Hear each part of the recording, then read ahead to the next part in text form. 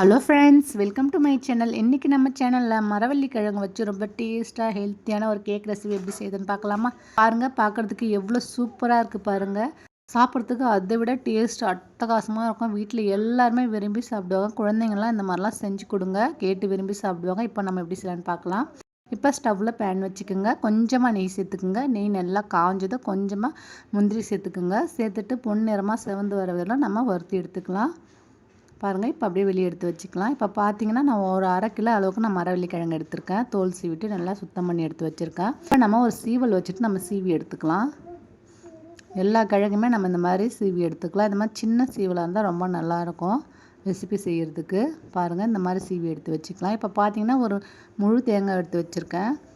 1/2 kilo மரவள்ளி கிழங்கு இது கரெக்டாக இருக்கும். கூட வாசனைக்கு ஏலக்காய் சேர்த்து நம்ம பல்ஸ் மூலம் அரைச்சி எடுத்துக்கலாம். இப்போ இந்த தேங்காயை நம்ம சீவி வச்சுருக்க மரவள்ளி கிழங்கு கூட சேர்த்துக்கலாம். எல்லாத்தையும் சேர்த்துக்குங்க.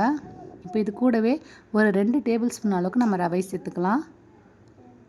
கூடவே ஒரு 1/4 ஸ்பூன் அளவுக்கு உப்பு சேர்த்துக்கலாம். அப்போ தான் சுவையை நல்லா தூக்கி கொடுக்கும். சர்க்கரை பார்த்திங்கன்னா ஒரு 100 கிராம் அளவுக்கு சேர்க்குறேன். ஏன்னா கேக்குக்கு மீடியமாக இருந்தால் தான் கரெக்டாக இருக்கும். இப்போ எல்லாத்தையும் சேர்த்துட்டு இது கூட 1 ஸ்பூன் அளவுக்கு நெய் சேர்த்துக்குங்க. நல்லா வாசனையாக இருக்கும். இப்போ சேர்த்துட்டு நம்ம நல்லா கலந்து விட்டுக்கலாம். டேஸ்ட்டு ரொம்ப அட்டகாசமாக இருக்குங்க. குழந்தைங்களுக்குலாம் இந்த மாதிரி மரவள்ளி கிழங்கு, சக்கரவள்ளி கிழங்குலாம் அடிக்கடிக்கு செஞ்சு கொடுங்க. கேக் மாதிரிலாம் விரும்பி சாப்பிடுவாங்க டிஃப்ரெண்ட்டாக செஞ்சு கொடுத்தீங்கன்னா. இப்போ பாருங்கள், உப்பு சர்க்கரை எல்லாமே நல்லா கலந்து வராமல் இந்த மாதிரி கலந்து எடுத்து வச்சுக்கோங்க. இப்போ ஒரு கேக் டின்னில் கொஞ்சமாக நெய் சேர்த்து ஃபுல்லாக நம்ம தடவி விட்டுக்குங்க. நெய் இல்லைன்னா நீங்கள் எண்ணெய் கூட சேர்த்துட்டு இந்த மாதிரி கிண்ணம் ஃபுல்லாக இந்த மாதிரி தடவி எடுத்து வச்சுக்கோங்க. இப்போ இதில் நம்ம வறுத்து வச்சுருக்க நட்ஸ் எல்லாத்தையும் சேர்த்துக்குங்க. சேர்த்துட்டு நம்ம ரெடி பண்ணி வச்சுருக்க மரவள்ளி கிழங்கை நம்ம ஃபுல்லாக ஃபில் பண்ணிக்கலாம். கேப் எதுவும் இல்லாமல் நல்லா ஃபில் பண்ணிக்கோங்க.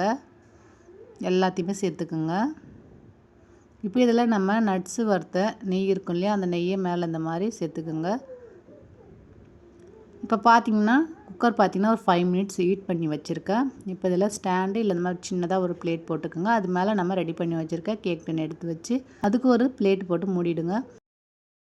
இப்போ குக்கர் மூடி போட்டுக்கோங்க. கேஸ்கட் விசில் 2த்தையும் எடுத்துகிட்டு மூடி போட்டுருங்க. இது பார்த்திங்கன்னா 30 to 40 மினிட்ஸ் ஆகும். லோ ஃப்ளேம்லேயே வச்சு வேக வைங்க. கரெக்டாக வெந்து வரும். இப்போ பாருங்கள், ஒரு 35 மினிட்ஸ் ஆகிடுச்சு. இப்போ பார்க்கலாம். இப்போ பாருங்கள், கேக் நல்லா வெந்து வந்துடுச்சு. வெளியே எடுத்து இந்த மாதிரி லைட்டாக ஆற விட்டு ஒரு கத்தி வச்சு சுற்றி எடுத்து விட்டிங்கன்னா நம்மளுக்கு எடுக்கிறதுக்கு ஈஸியாக இருக்கும். சுற்றி அது மாதிரி எடுத்து விட்டுக்கோங்க. இப்போ ஒரு பிளேட்டை வச்சு அப்படியே கவுத்து விட்டுடுங்க தலைகீழாக. இப்போ பாருங்கள், இப்போ அப்படியே நம்ம மேலே வச்சு நல்லா தட்டினீங்கன்னா கேக் சூப்பராக ரெடி ஆகிட்டு வந்துடும். பாருங்கள் எவ்வளோ சூப்பராக வந்திருக்குன்னு. நல்லா ஆறின உடனே ஒரு கத்தி வச்சு கட் பண்ணிங்கன்னா சூப்பரான சுவையில் மரவள்ளி கேக் ரெடி ஆகிடுச்சு. கண்டிப்பாக செஞ்சு பாருங்கள். வீட்டில் குழந்தைங்க எல்லாம் விரும்பி சாப்பிடுவாங்க. இந்த மாதிரிலாம் டிஃப்ரெண்ட்டாக செஞ்சு கொடுத்திங்கன்னா. எப்பவுமே நம்ம மரவள்ளி கிழங்க வேக வச்சு தான் கொடுப்போம். இந்த மாதிரிலாம் கேக் செஞ்சு கொடுத்திங்கன்னா விரும்பி சாப்பிடுவாங்க. அவ்வளோதாங்க ஃப்ரெண்ட்ஸ், சூப்பரான சுவையில் ஒரு கேக் ரெசிபி ரெடி ஆகிடுச்சு. கண்டிப்பாக இந்த வீடியோ உங்களுக்கு பிடிக்கும்னு நினைக்கிறேன். இந்த வீடியோ உங்களுக்கு பிடிச்சிருந்ததுன்னா வீடியோவை ஷேர் பண்ணுங்கள், கமெண்ட் பண்ணுங்கள், சப்ஸ்கிரைப் பண்ணுங்கள். மறக்காமல் பக்கத்தில் இருக்கிற பெல் பட்டனை ப்ரெஸ் பண்ணி விட்டுருங்க. தேங்க்ஸ் ஃபார் வாட்சிங்.